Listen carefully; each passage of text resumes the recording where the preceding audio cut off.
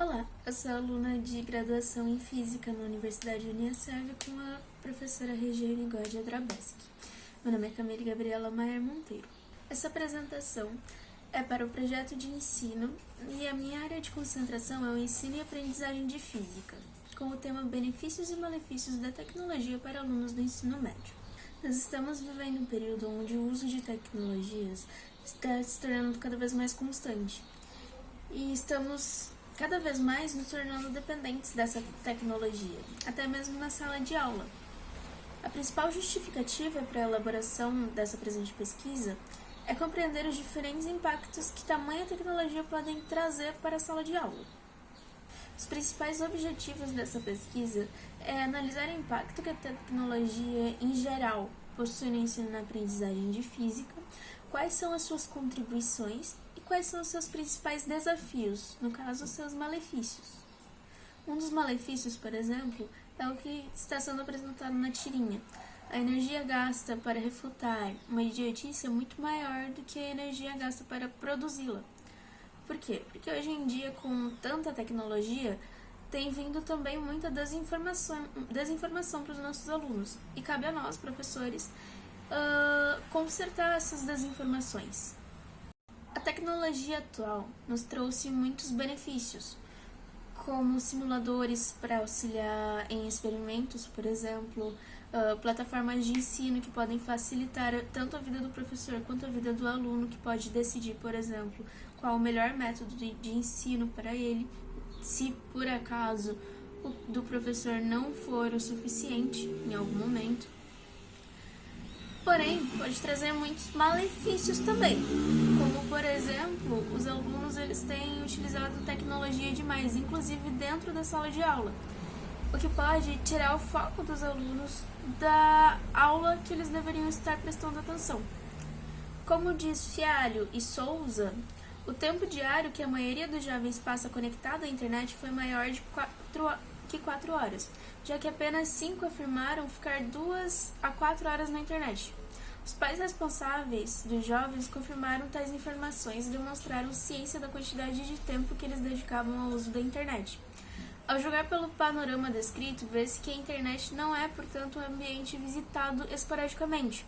Ao contrário, consome parte considerável do dia desses jovens, motivo pelo qual os jovens consideravam o uso de internet indispensável à vida.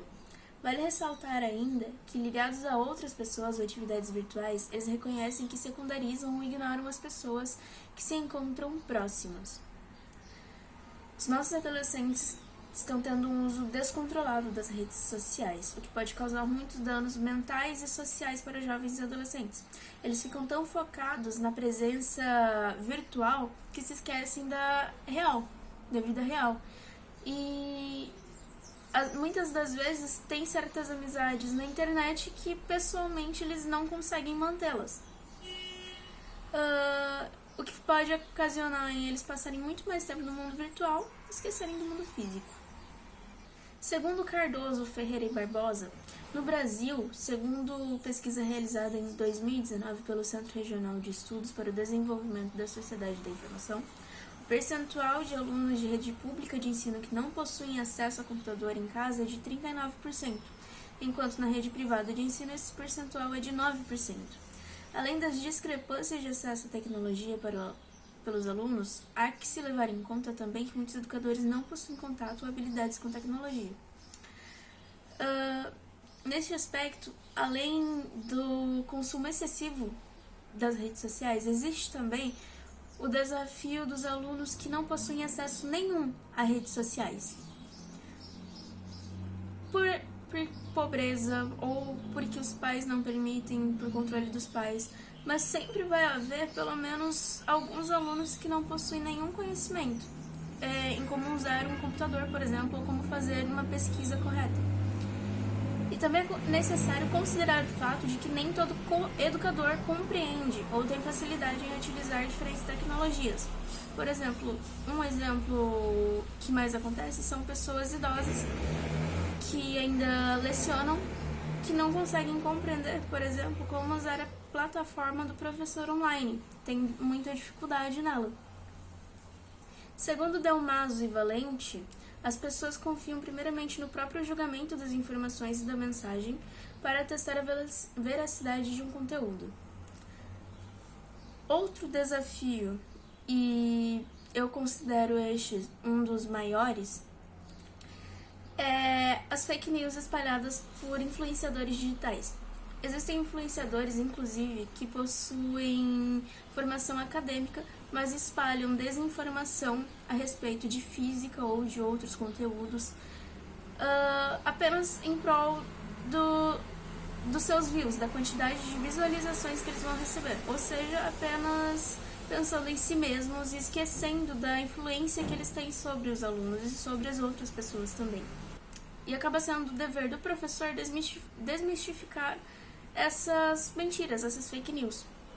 Como diz Oliveira, o aumento da circulação de notícias falsas na internet tem levado expressões como pós-verdade, fake news e desinformação, fato que tem posto em xeque a veracidade e fidedignidade das informações dispostas na web, que acabam sendo combustível para a elaboração de opiniões e pensamentos baseados em fatos não verídicos. Enfim, cabe ao professor desmistificar essas informações e incentivar os alunos a sempre pesquisar quando ouvir uma informação que parece verdadeira, não acreditar veementemente na informação apenas porque certa pessoa disse. Apesar de tudo isso, ainda há um grande desafio no fato de que, quando um aluno ouve uma pessoa famosa com conhecimento acadêmico falando uma mentira, muito provavelmente ela não vai acreditar no seu professor quando ela ouve do professor que aquilo é mentira. Ela não vai procurar pesquisar porque quem falou isso não foi apenas uma pessoa famosa, foi uma pessoa com conhecimento acadêmico, o que agrega mais pontos para a desinformação. E aí o professor acaba saindo como errado, o educador acaba saindo como errado. Esse também é um dos principais desafios encontrados. Outro grande desafio encontrado na sala de aula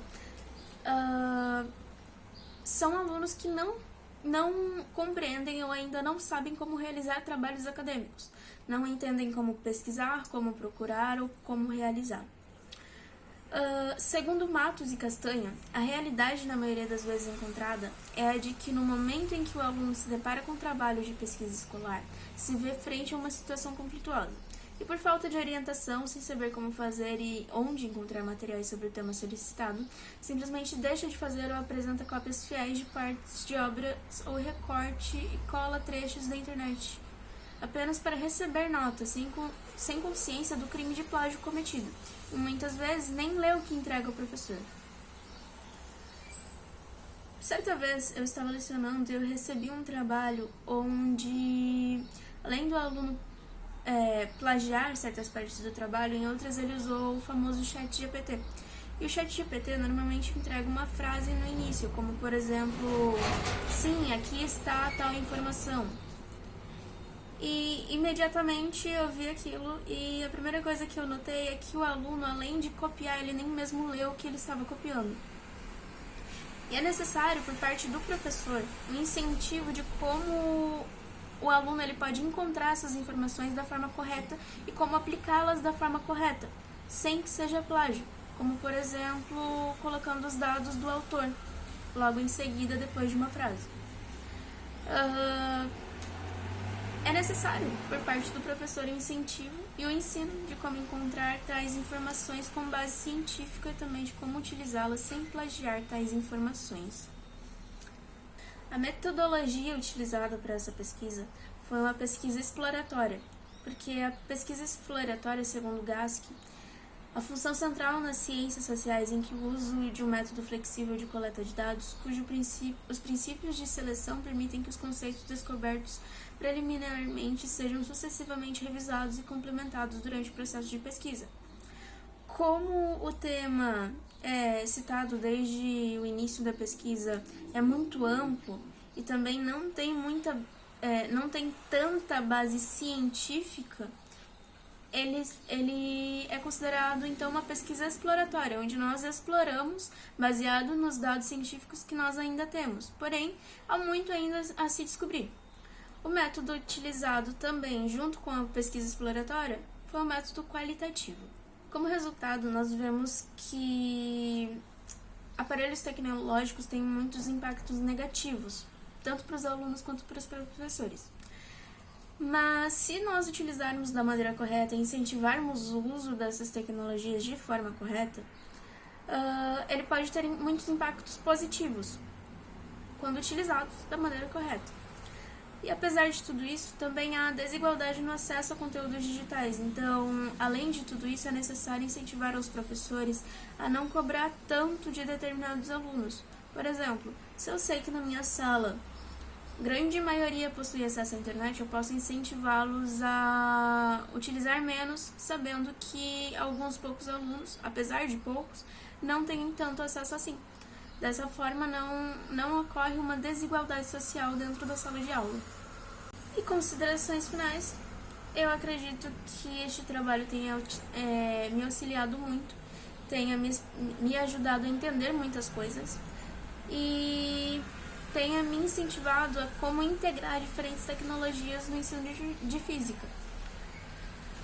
Existem muitas limitações existentes na sala de aula. Por exemplo, alguma escola não ter tantas funções tecnológicas e eu precisar trazer coisas de casa ou voltar para o método tradicionalista. E nós sabemos também, a partir dessa pesquisa, que a gamificação no processo de ensino atrai muita atenção dos alunos. Eles, como é algo que eles convivem com bastante frequência, talvez isso os incentive ainda mais a prestar mais atenção na aula. E o maior desafio encontrado também nessa pesquisa foi o uso descontrolado de aparelhos tecnológicos, que pode causar muitos problemas, tanto mentais quanto sociais, aos alunos e deve ser aperfeiçoado. As referências que nós encontramos foi de Amendola, Oliveira, Alvarenga, sobre influência do apoio social na qualidade de vida do cuidador familiar de pessoas com dependência, da revista da Escola em Enfermagem da USP, 2011. Fialho Souza, em Juventudes e Redes Sociais, Interações e Orientações Educacionais, da revista Êxodos.